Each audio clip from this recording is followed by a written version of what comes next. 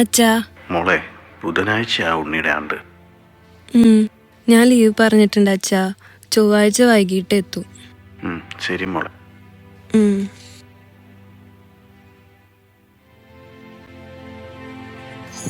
ഒരുത്തന്നെ ഇതുവരെ കാണുന്നില്ലല്ലോ. ഇൻഷുറൻസിന്റെ പേപ്പർ അവിടെ. സാറേ, സത്യമായിട്ട് ഹെൽമെറ്റിനകത്ത് പാമ്പ് കയറിയതുകൊണ്ടാ വെക്കാഞ്ഞ, അല്ലാതെ ദീപാമ്പായിട്ടല്ല. അയ്യോ കിർക്കന്മാര്. ആ വന്നേ, വാടാ വാടാ. 100 രൂപയ്ക്ക് വേണ്ടി ജീവൻ കളയണ്ടാ. 100 രൂപ ഇല്ലാത്തോണ്ടാ സ്റ്റേഷനിൽ അടച്ചാ മതി. അതങ്ങ് പള്ളിയിൽ പോയി പറഞ്ഞാ മതി. പള്ളിയല്ല, പോലീസ് സ്റ്റേഷൻ. പിന്നെ പള്ളിയിൽ പോയി പറയാൻ ഞാൻ എന്താ പള്ളിയിലച്ഛനോ? ഏട്ടന് ചിരിയാൻ നിർത്തലുണ്ട്. ആ പോലീസ് പേപ്പർ ഇങ്ങെടുത്തേ.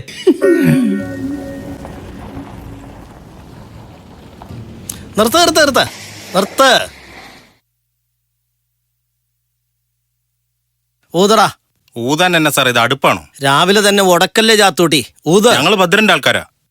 ഭദ്രന്റെ ആൾക്കാരെ കേരളത്തിൽ ഒരാൾ ഊതിപ്പിച്ചിട്ടില്ല. ഞങ്ങൾക്ക് ഞങ്ങളുടെ ഡ്യൂട്ടി ചെയ്യണ്ടേ? ഊത്. ഇല്ലെങ്കിൽ നീ എന്നെ ഇവിടെ കോപ്പേ.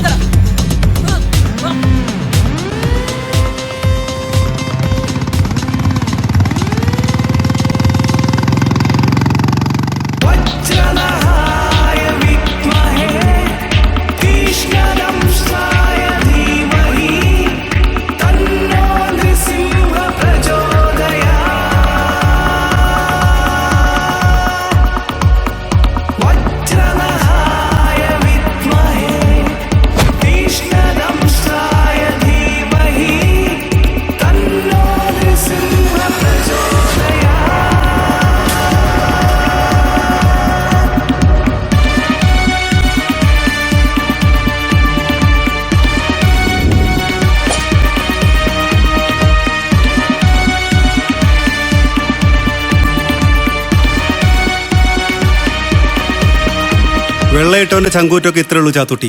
കാക്കയോട് മുട്ടാൻ നിൽക്കുമ്പോൾ കുറച്ചുകൂടെ ചങ്കൂറ്റം വേണം. അതിന് എന്നെ പോലെ കുറെ ആട്ടറച്ച് പോത്തറച്ച് നിന്നാൽ പോരാ, നല്ല തന്തയ്ക്ക് പറക്കണം.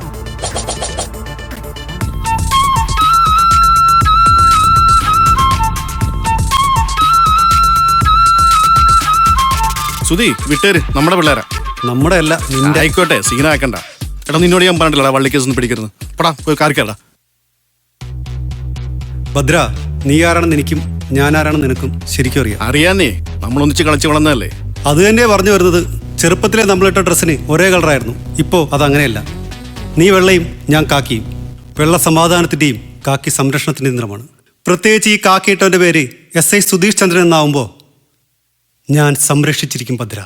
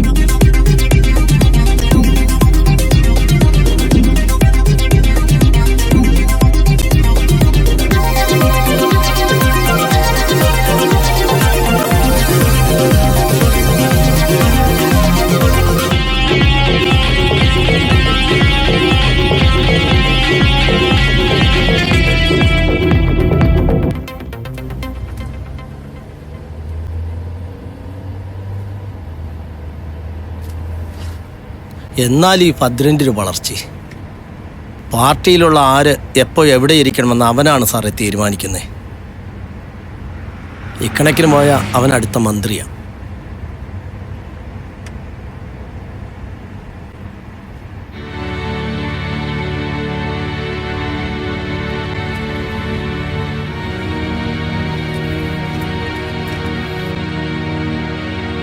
സുധി,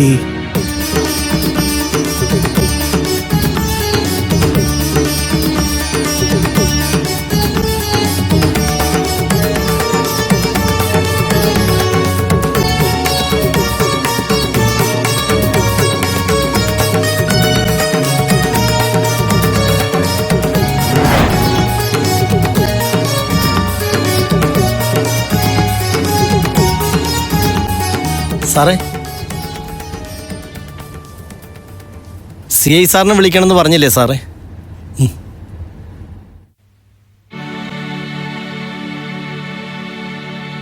അപ്പോൾ ഈ മരിച്ചുപോയ വിനയമാഷും ഉണ്ണിയും സുധീയുടെ അടുത്ത സുഹൃത്തുക്കളായിരുന്നു അല്ലേ? അറിയാം സാർ, ചെറുപ്പം മുതലുള്ള സൗഹൃദമായിരുന്നു ഞങ്ങളുടേത്. മരിക്കുന്നതിന് മുമ്പ് വിനയമാഷ് സുധിക്ക് എഴുതിയെന്ന് പറയുന്ന ഈ കത്ത് ഇതൊരു തെളിവാണ്. പക്ഷെ ഭദ്രനെ പോലെ ഒരാളെ പൂട്ടാൻ ഈ കത്ത് മാത്രം പോരാ സുധി. അറിയാം സാർ, പക്ഷേ എനിക്ക് അവനെ പൂട്ടണം. എനിക്ക് തൻ്റെ വികാരം മനസ്സിലാവും. പക്ഷെ ഇവിടെ നമുക്ക് വേണ്ടത് വികാരമല്ല, വിവേകമാണ്.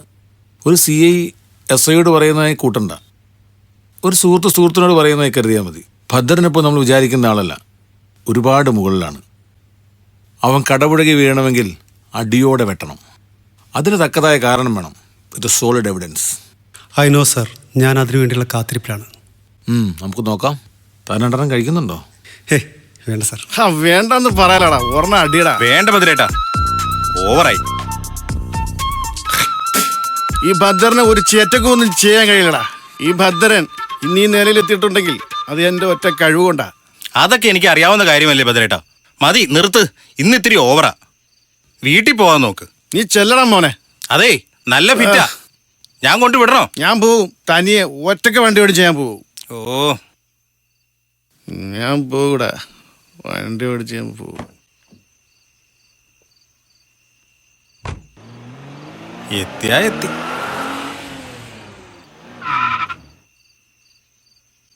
ആരാടാ ഭദ്രന്റെ വണ്ടിക്ക് വട്ടം വെക്കണത്? എടുത്ത് മാറ്റണം.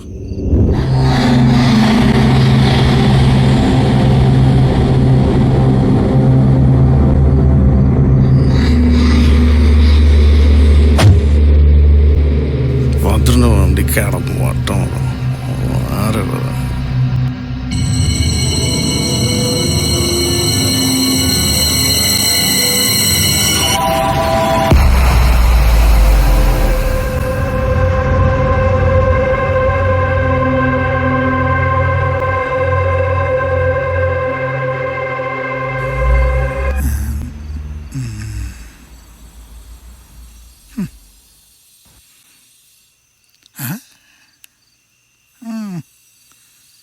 കൊള്ളാലോ.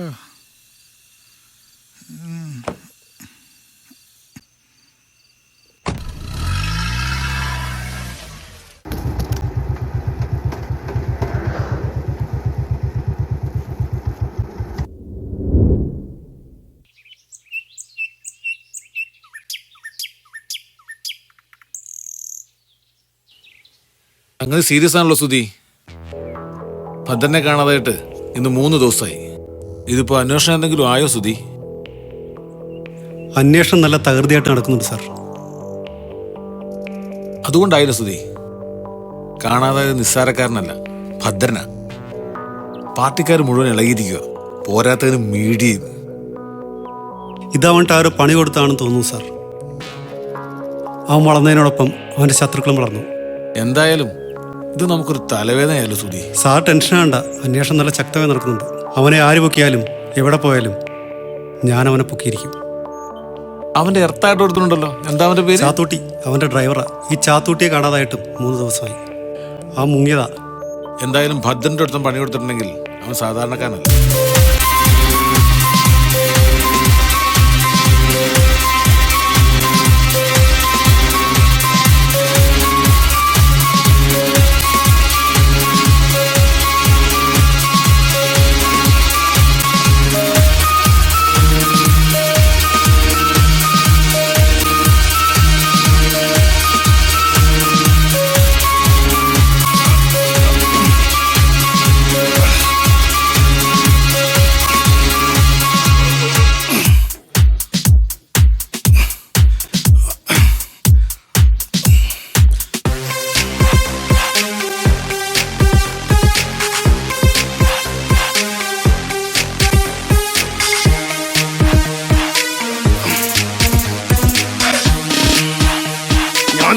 അറിയത്തില്ല.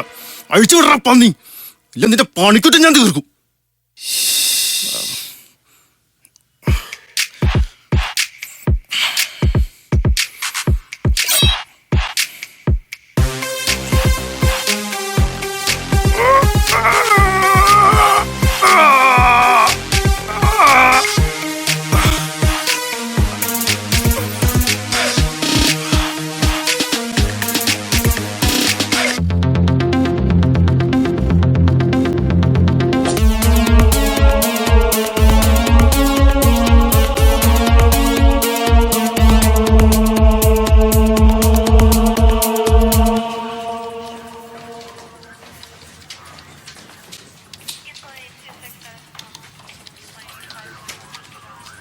സുഭാഷേ, ആ സാറേ. ആ മനോരോടെങ്കിൽ വരാൻ പറ. എടാ മനോജോടത്ത് വരാൻ പറ. മനോജ് സാറേ, സാറ് വിളിക്കണ്. ആ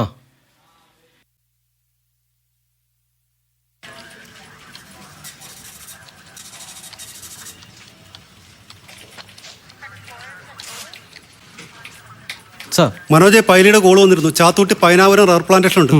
റെജിയുടെ വണ്ടി ഇറക്കാൻ പറ. സാർ.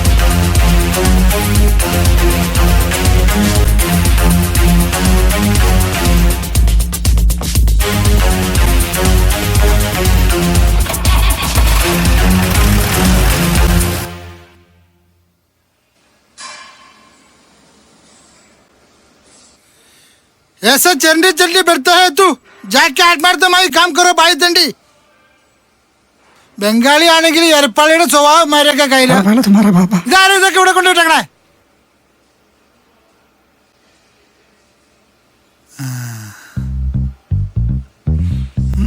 കൊള്ളാലോ, ഇത് പൊളിക്കും.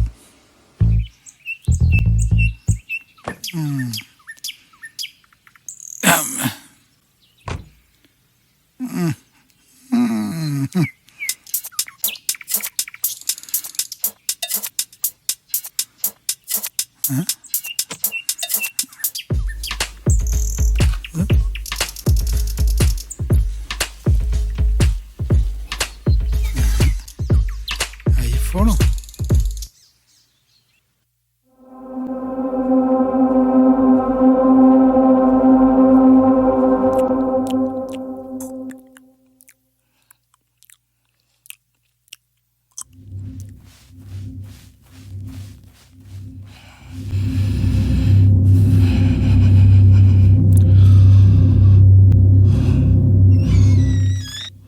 പോവാ.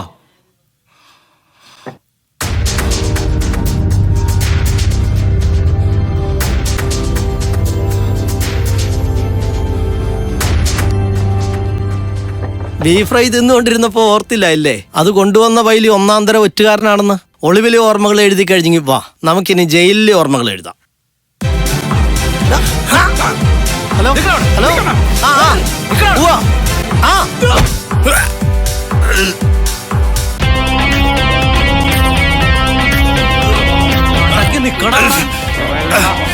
ആ പറയാം പറയാം പറയാം സാറേ, സൈബർ സെല്ലിലെ റോണി വിളിച്ചു. അല്പം മുമ്പ് ഭദ്രന്റെ ഫോൺ ഓൺ ആയിട്ടുണ്ട്. ആരക്കഴ സ്കൂളിന്റെ tower location. Okay, take him.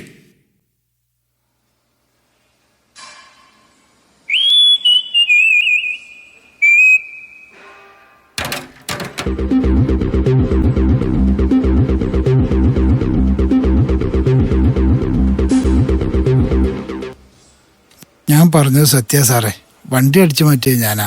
പക്ഷെ ഭദ്രനെ കൊണ്ടുപോയത് ആരാന്ന് എനിക്കറിയില്ല. അതൊരു വാനായിരുന്നു, ഒരു ഒമിനി വാൻ. വണ്ടി ഞാൻ തന്നേക്കാം സാറേ, ദയവ് ചെയ്ത് ഉപദ്രവിക്കരുത്. വണ്ടി മോഷ്ടിച്ച വകുപ്പിൽ ഒരു 379 ചാർജ് ചെയ്യട്ടെ സാറേ? വരട്ടെ, ഞാൻ പറയാം.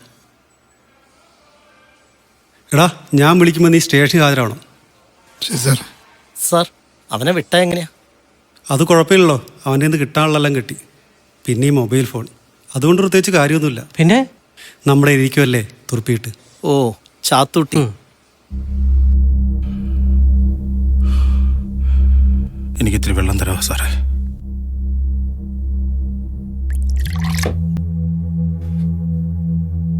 ചാത്തൂട്ടി, ഉള്ള കാര്യം ഉള്ളതുപോലെ പറഞ്ഞാൽ പതുക്കെയാണെങ്കിലും നിനക്ക് വീട്ടിൽ പോകാം.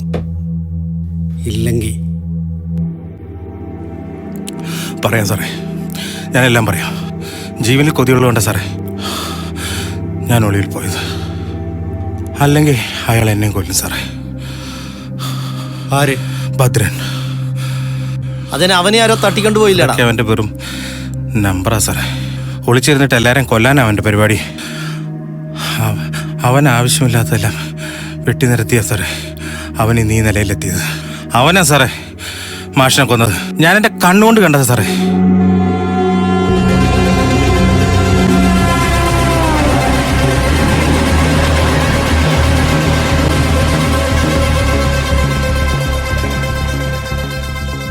മാഷേ, ചാത്തുട്ടി, മാഷിങ് വന്നേ, ഒരു കാര്യം പറയാനുണ്ട്. എന്താടാ? വാ മാഷേ.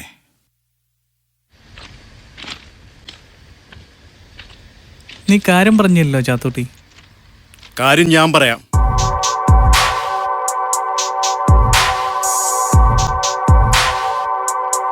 ചെറ്റേ, നീ ഇവിടെ ഉണ്ടായിരുന്നോ?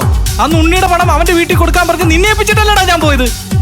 പിന്നെ എങ്ങനെയാടാ ആ പണം തട്ടിക്കല്ല ഞാനായത്? അതേടാ, ഞാൻ തന്നെയാടാ പണം എടുത്തത്. ഇത്രയും നാളുമായിട്ട് ആരും അറിഞ്ഞിട്ടില്ല. ഇനി നീയായിട്ടത് പറയാൻ നിന്നാ വിനയ നിന്റെ നാശത്തിലാണ്. എല്ലാരും പറ്റിച്ചില്ലേ? ഇനി സത്യം എല്ലാരും അറിയട്ടെ. അതിന് നടക്കിലാണ് വിനയ. സമയം ഒരുപാട് വൈകി. നീ പരലോകത്ത് പോയി പറഞ്ഞാൽ മതിയോ?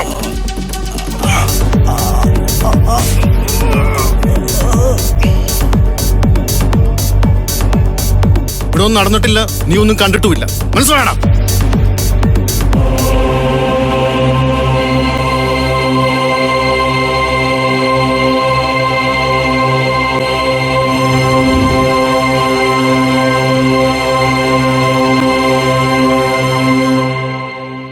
ഭദ്രനാണ് ആള്. സത്യം പുറത്തു വരാതിരിക്കാൻ അയാൾ ഏതറ്റം വരെയും പോകും, എന്തും ചെയ്യും. അവൻ്റെ മനസ്സ് എപ്പം മാറുന്നൊന്നും പറയാൻ പറ്റില്ല സാറേ. പേടിച്ചിട്ടാണ് സാറേ ഞാൻ ഒളിവിൽ പോയത്. ഭദ്രനെ എത്രയും വേഗം ഞാൻ നിയമത്തിന് മുമ്പിൽ കൊണ്ടുവരും. അതുവരെ നീ ഇവിടെ കിടക്ക്.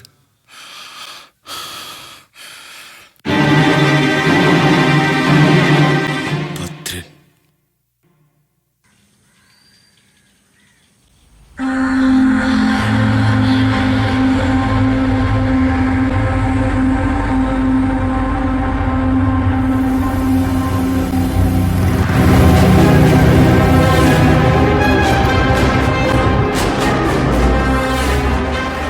മോള് വരുന്ന വഴിയാണോ?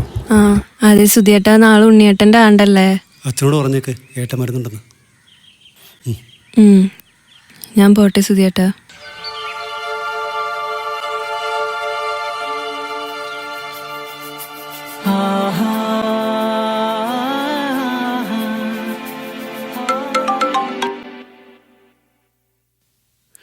വാട്ട്? ഭദ്രൻ മരിച്ച നിലയിൽ. ഒരാഴ്ചയായി കാണാതായ ഭദ്രന്റെ മൃതദേഹം ഒലിപ്പുറം റെയിൽവേ ട്രാക്കിൽ കണ്ടെത്തി. UDP പാർട്ടി അംഗവും ശക്തനായ പാർട്ടി പ്രവർത്തകനുമായിരുന്ന ഭദ്രന്റെ തിരോധാനം കേരള പോലീസ് അന്വേഷിച്ചു വരികയായിരുന്നു. അതിനിടയിലാണ് ഈ ഞെട്ടിക്കുന്ന സംഭവം അരങ്ങേറിയിരിക്കുന്നത്. ഒലിപ്പുറം റെയിൽവേ പാളത്തിൽ ചതഞ്ഞെറിഞ്ഞ നിലയിലായിരുന്നു മൃതദേഹം കണ്ടെത്തിയത്. ഭദ്രന്റെ മരണം ആത്മഹത്യയോ കൊലപാതകമോ? ചർച്ച ചെയ്യാം ന്യൂസ് അവറിൽ.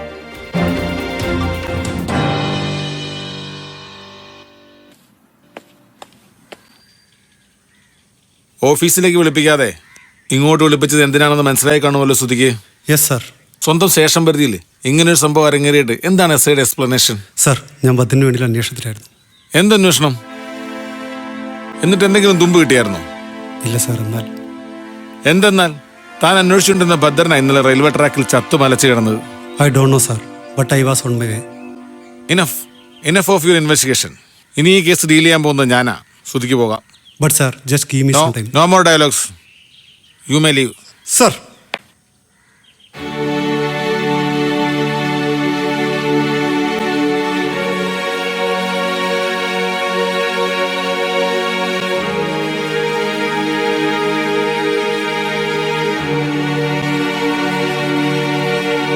നമ്മൾ തമ്മിലുള്ള അടുപ്പം കൊണ്ടാണ് സുധി ഞാൻ തന്നോട് പറയുന്നത്. ഭദ്രന്റെ മരണം അതൊരു സൂയിസൈഡാണ്.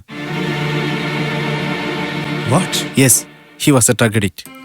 എന്നാലും ഭദ്രൻ? അതെ സുധി, പോസ്റ്റ്മോർട്ടം ചെയ്തതിൽ നിന്നും എനിക്ക് തിരിച്ചറിയാൻ പറ്റിയ ചില കാര്യങ്ങളുണ്ട്. അവൻ സ്ഥിരമായി ഫെന്റാലിൻ എന്ന് പറയുന്ന ഡ്രഗ് യൂസ് ചെയ്തിരുന്നു. ഞങ്ങൾ ഡോക്ടേഴ്സ് അനസ്തേഷ്യക്കൊപ്പം കൊടുക്കുന്ന ഒരു ഡ്രഗാണിത്.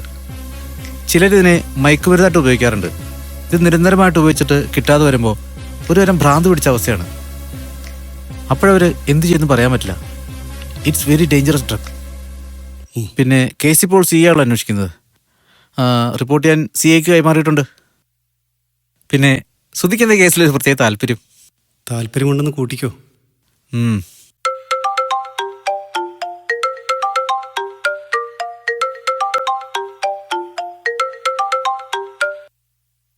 സാർ.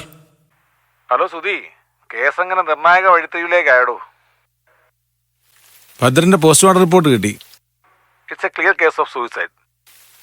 ഇനി അങ്ങനെ കേസ് അങ്ങ് ക്ലോസ് ചെയ്യാലോ. ആ തലവേദന അങ്ങ് ഒഴിവായി. സാർ, ആ കേസ് നൈസായിട്ടങ്ങ് ഒഴിവാക്കിയല്ലേ? ഇനി എന്തോന്ന് അന്വേഷിക്കാൻ? പോസ്റ്റ്മോർട്ടം റിപ്പോർട്ടിൽ വ്യക്തമായ തെളിവുകളുണ്ട്. So the case is closed. That's all.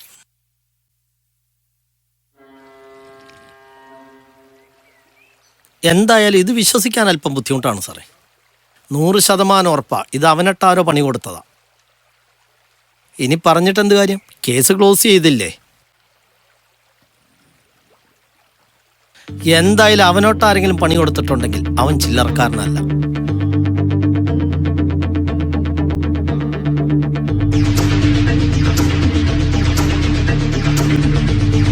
ഇവിടെ മെഡിസിൻ സപ്ലൈ ചെയ്യുന്ന ഏത് കമ്പനിയാണ്? MNT pharmaceutics. അയാളുടെ പേരെന്താ? ഒരു രാജൻ. അയാൾ കാറിലാണോ വരുന്നത്? കാറിലല്ല, ബൈക്കിലാണ്. ബൈക്കിലാണോ?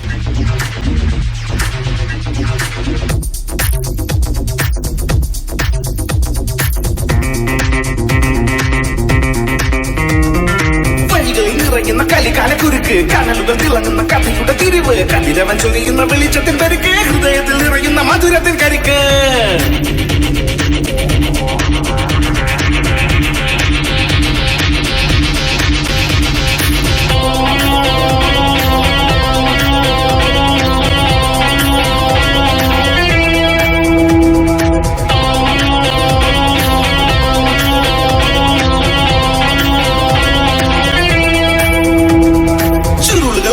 നിമിഷത്തിൽ തുടക്കം ഇതുവരെ നടക്കാത്ത വഴികളിൽ കറക്കാം. കിടുകിട വിറയ്ക്കുന്നു ഇരുളിന്റെ നരികൾ, ഇടിമിന്നൽ പതിക്കുന്നു വെളിച്ചത്തിൽ തെളിച്ചം. കിരൺ എന്നൊരാളാണ് സാർ മെഡിസിൻ സപ്ലൈ ചെയ്യാൻ ഇവിടെ വരാറ്.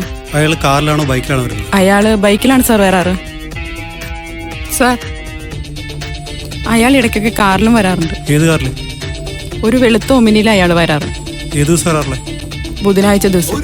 ആ, ഇന്ന് ബുധനാഴ്ചയല്ലേ? ഇന്നാണ് അയാൾ വരുന്നത്. നിമിഷം കനലുളി തെളിയുന്നു മിഴികളെ നിറയെ.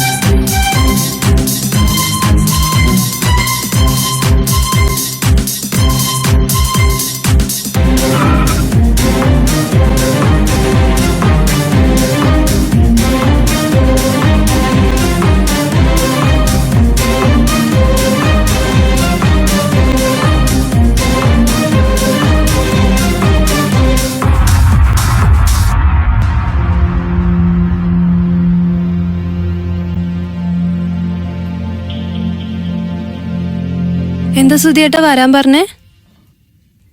അയ്യോ കിരൺ, സുധിയേട്ട കിരൺ ഒന്നും ചെയ്യരുത്. രണ്ടുപേരും കൂടെ സമർത്ഥമായി കളിച്ച നാടകം. ഞാനൊന്നും അറിയില്ല എന്ന് വിചാരിച്ചല്ലേ? ഇനി കഥ ഞാൻ പറയാം. JD ഫാർമസ്യൂട്ടിക്കൽസിൽ മെഡിക്കൽ റെപ്രസെൻറ്റേറ്റീവ് ആയിരുന്ന കിരണിനെ ലക്ഷ്മി പരിചയപ്പെടുന്നത് ഹോസ്പിറ്റലിൽ വെച്ചാണ്. ആ പരിചയം പിന്നീട് സൗഹൃദമായി. സൗഹൃദം പ്രണയമായി വളരുവാൻ അധികം സമയം വേണ്ടി വന്നില്ല. രണ്ടുപേരും വിവാഹം കഴിക്കുവാൻ തീരുമാനിച്ചു. മരിച്ചുപോയ വിനയൻ മാഷ് എനിക്ക് അയച്ച പോലെ കത്ത് നിനക്കും അയച്ചിരുന്നു. അതിൻ്റെ പുറകെ പോയി നീ സത്യങ്ങൾ മനസ്സിലാക്കി. കൃത്യമായി പറഞ്ഞാൽ 7 വർഷങ്ങൾക്ക് മുൻപ് ജൂൺ മാസം 10-ാം തീയതി. അന്ന് ഞാൻ ബൈക്ക് ആക്സിഡൻ്റായി ഹോസ്പിറ്റലായി. എന്നെ ഹോസ്പിറ്റലിൽ എത്തിക്കാനുള്ള തിരക്കിനിടയിൽ ഉണ്ണി പണം അടങ്ങിയ ബാഗ് വെച്ച് മറന്നു. ആകസ്മികമായി ആ പണം കിട്ടിയത് വിനയൻ മാഷിൻ്റെ കയ്യിലാണ്. അത്രയും പണം ഒരുമിച്ചേണ്ട മാഷ് ആദ്യമൊന്ന് പകച്ചു. തൻ്റെ ജോലിക്കുള്ള പണം ശരിയായിരുന്ന മാഷ് അല്പനേരത്തേക്കെങ്കിലും ധാർമ്മികതയും സൗഹൃദവും മറന്ന് ആ പണവുമായി നാട് വിടുവാൻ തീരുമാനിച്ചു. വഴിയിൽ വെച്ച് കണ്ട ഉണ്ണിയെ റെയിൽവേ ട്രാക്കിൽ തള്ളിയിട്ട് മാഷ് പോയെങ്കിലും കുറ്റബോധം മാഷിനെ വേട്ടയാടി. അന്ന് റെയിൽവേ സ്റ്റേഷനിലേക്കുള്ള വഴിയിൽ വച്ച് കണ്ടുമുട്ടിയ ഭദ്രൻ്റെ കയ്യിൽ ഉണ്ണിക്ക് നൽകുവാനായി പണം നൽകിയ മാഷ് ഉണ്ണിയുമായിട്ടുള്ള സംഘടനത്തിനിടയിൽ തൻ്റെ കൈക്ക് ഒരുക്ക് പറ്റിയതിനാൽ ആശുപത്രിയിൽ ചികിത്സ തേടി. എന്നാലും ആരെയും അഭിമുഖീകരിക്കാനാവാതെ കുറ്റബോധവും നിരാശയും കൊണ്ട് നാട് വിട്ടു. തൻ്റെ കയ്യിൽ കിട്ടിയ പണത്തിന് ഇനി ഒരു അവകാശം വേണ്ട എന്ന് ചിന്തിച്ച ഭദ്രൻ റെയിൽവേ ട്രാക്കിൽ അവശനായി കിടന്ന ഉണ്ണിയെ ആരും അറിയാതെ കൊന്നു. അതൊരു ആത്മഹത്യയാണെന്ന് നാട്ടുകാരും മാഷിന് പറ്റിയ കയ്യബദ്ധമാണെന്ന് ഞാനും വിചാരിച്ചു. പക്ഷേ എനിക്ക് മുമ്പേ നീ സത്യങ്ങൾ മനസ്സിലാക്കി. നിന്റെ ഏട്ടനെ കൊന്നത് ഭദ്രനാണ്. കാര്യങ്ങൾ നീ കിരണുമായി സംസാരിച്ചു. ലക്ഷ്മിയുടെ പ്രതികാരം കിരണിൻ്റെ കൂടെ പ്രതികാരമായി മാറി. ദിവസങ്ങൾ പ്ലാൻ ചെയ്തും കാത്തിരുന്നും നിങ്ങൾ ഭദ്രനെ വലയിലാക്കി. സൈക്കോട്രോപിക് ഡ്രഗ്സിനെ കുറിച്ച് അഗാധ പരിജ്ഞാനം ഉണ്ടായിരുന്ന കിരൺ കുറേശ്ശെയായി മയക്കുമരുന്ന് കുത്തിവെച്ച് ഭദ്രനെ ഒരു ഡ്രഗ് അഡിക്റ്റാക്കി മാറ്റി. Wow, it's A brilliant plan. Sir പറഞ്ഞതൊക്കെ സത്യമാണ്. പക്ഷേ ഭദ്രനെ കൊന്നത് ഞാനല്ല, അവൻ ഞങ്ങളുടെ നിന്ന് രക്ഷപ്പെട്ടു പോയതാ. സുധിയേട്ട കിരൺ ഒന്നും ചെയ്യരുത്. എല്ലാ തെറ്റും ഞാൻ ഏറ്റെടുത്തോളാം. ഞാൻ ജയിലിൽ പൊക്കോളാം. വേണ്ട സാർ, പ്ലാൻ ചെയ്തതൊക്കെ ഞാനാണ്. ഞാൻ ജയിലിൽ പൊക്കോളാം. ഏതായാലും ഭദ്രൻ മരിച്ചു. ആ മരിക്കേണ്ടവനാ. പിന്നെ നിങ്ങളുടെ ഈ പരസ്പരമുള്ള സാക്രിഫൈസ്, ആര് ജയിലിൽ പോകണം എന്നൊക്കെ ഞാൻ തീരുമാനിച്ചോളാം. നിങ്ങൾ ചെയ്തത് തെറ്റ് തന്നെയാണ്. എങ്കിലും നിങ്ങൾ ചെറുപ്പമാണ്. പരസ്പരം ഒരുമിച്ച് ജീവിക്കുവാൻ തീരുമാനിച്ചവർ. അതുടനെ തന്നെ വേണം. എത്തിക്സിനെതിരാണെന്ന് എനിക്കറിയാം. എന്നാലും ഉണ്ണിക്ക് വേണ്ടി ഞാൻ ആദ്യമായി എത്തിക്സ് മറക്കുന്നു. ഈ സത്യങ്ങളെല്ലാം നമ്മൾ 3 പേരോടൊപ്പം മണ്ണടിയണം. സാർ, ഭദ്രനെ കൊന്നത് ഞാനല്ലെങ്കിൽ പിന്നെ ആരായിരിക്കും?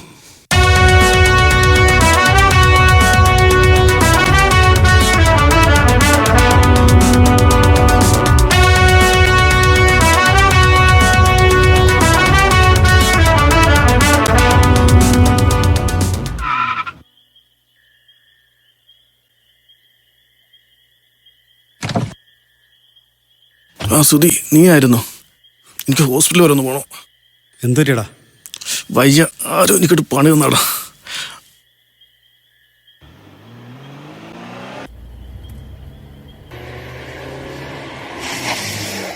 എന്താണ് വണ്ടി ഇവിടെ നിർത്തിയ? വണ്ടി ഹോസ്പിറ്റലിലേക്ക് വിട്. നീ ഇറങ്ങ്, വഴിയുണ്ടാക്കാം. അതിന് ഹോസ്പിറ്റൽ ഇവിടെ അല്ലല്ലോ, ഒലിപ്പുറത്തല്ലേ? നീ എല്ലാം തുടങ്ങി വെച്ചത് ഇവിടെ നിന്നല്ലേ? എല്ലാത്തിൻ്റെ അവസാനം ഇവിടെ തന്നെ ആവട്ടെ. മനസ്സിലായില്ല നീ എന്നാ ഉദ്ദേശിച്ചത്? ഉണ്ണിയുടെ പണം തട്ടിയതും മാഷിനെ കൊന്നതും നീയാണെന്ന് തെളിഞ്ഞു ഭദ്ര. ഇനി വിധി പറയേണ്ട സമയം മാത്രം. അതിന് നീ ഉണ്ടായിട്ട് വേണ്ടേ?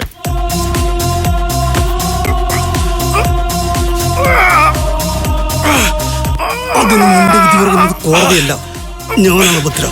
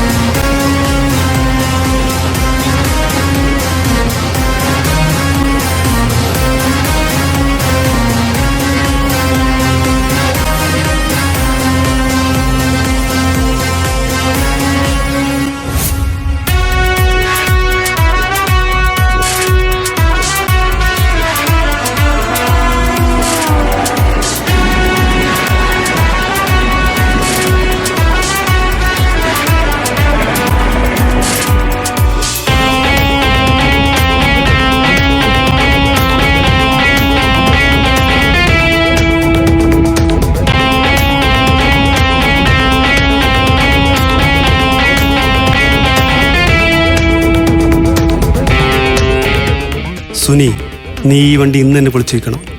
ഇതന്വേഷിച്ച് ഇനി ആരും ഇങ്ങോട്ട് വരില്ല.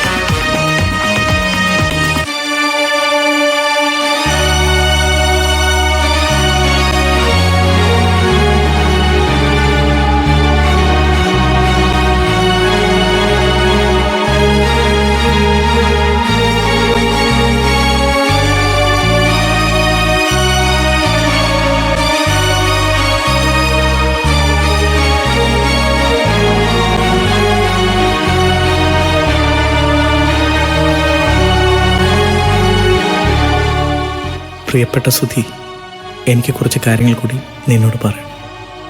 അത് കേൾക്കുവാൻ നീ തയ്യാറാണ്? നമ്മുടെ ഉണ്ണിയുടെ മരണം എനിക്ക് പറ്റിയൊരു കൈയബദ്ധമാണോ എന്നെനിക്കറിയണം.